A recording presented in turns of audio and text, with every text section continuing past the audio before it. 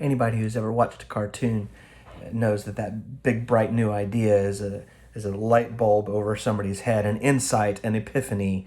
It's demonstrated by the light bulb turning on. It's a seeing the light.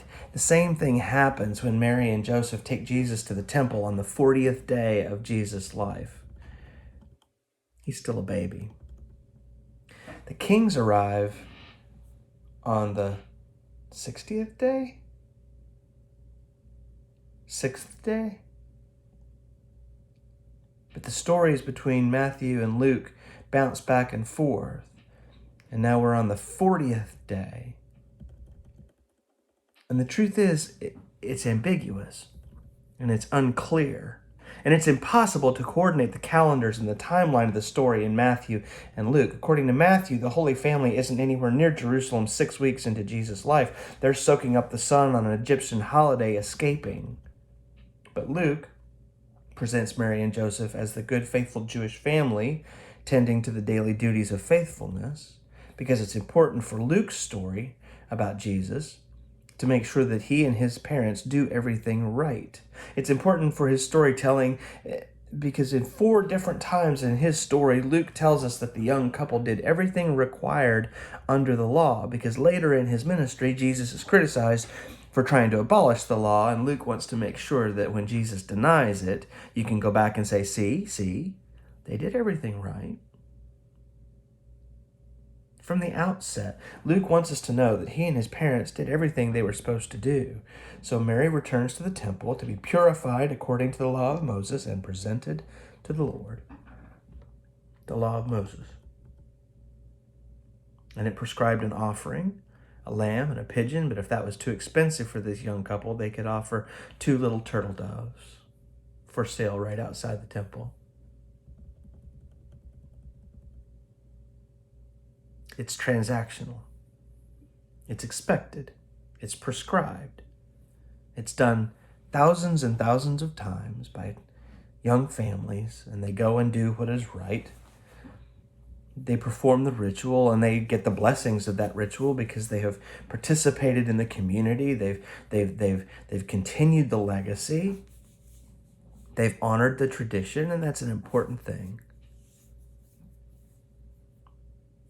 But an amazing thing happens when Mary and Joseph show up. There's a guy who lives in Jerusalem.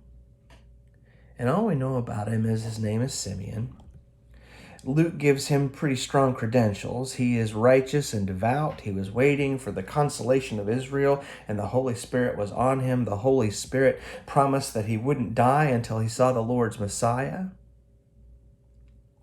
The first century was a time of great expectation for the Messiah. You'd hear the phrase a lot, when the Messiah comes.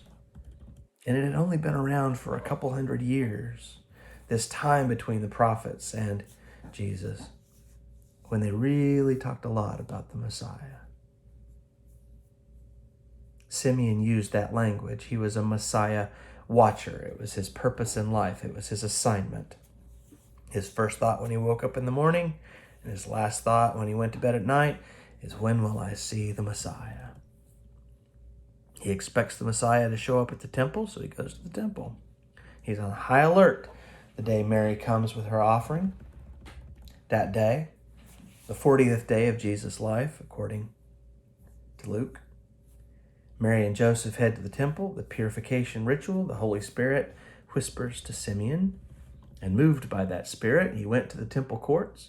When the parents brought this child Jesus to do for him what the custom of the law required, and Simeon sees baby Jesus, just one of hundreds of ordinary babies, and the light bulb, boom, goes off.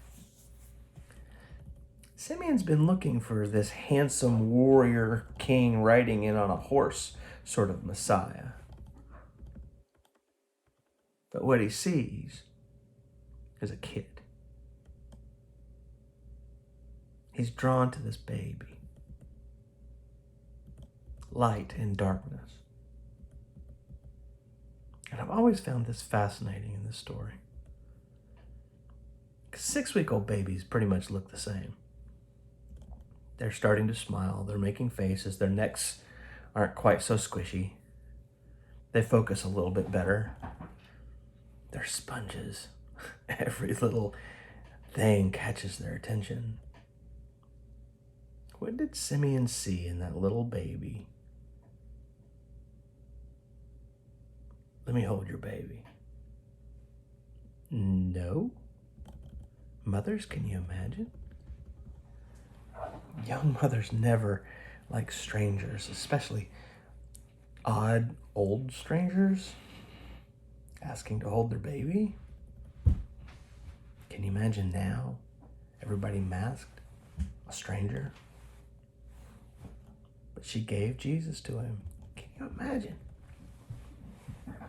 Simeon holds the baby, looks in the face, smiles. Simeon, this expert Messiah watcher, says, "This is the one we've been hoping for. He is here. I have seen the light. For my eyes have seen your salvation, which you have prepared in the sight of all nations, a light for the revelation to the Gentiles and the glory of your people, Israel." Luke says that Joseph and Mary were amazed at it all. Think about that. They've had visits from angels, and this guy at the temple freaks them out. Maybe he confirmed what they already knew. Maybe he confirmed what the angels said. Maybe he gave them confidence that, yes, indeed, this one is special. He did reveal the truth. This kid's different. And no sooner does Simeon walk away, and another character arrives, a woman named Anna. And if Simeon was old, Anna was even older. She lived 84 years as a widow, which puts her close to 100 years, if you think about it. The text says she never left the temple. She worshiped day and night, fasting and praying. Everybody knew her. And she was a Messiah watcher too, and she saw what happened with Simeon and Jesus. And when Simeon sees the light, she sees the light too. Simeon says that Jesus is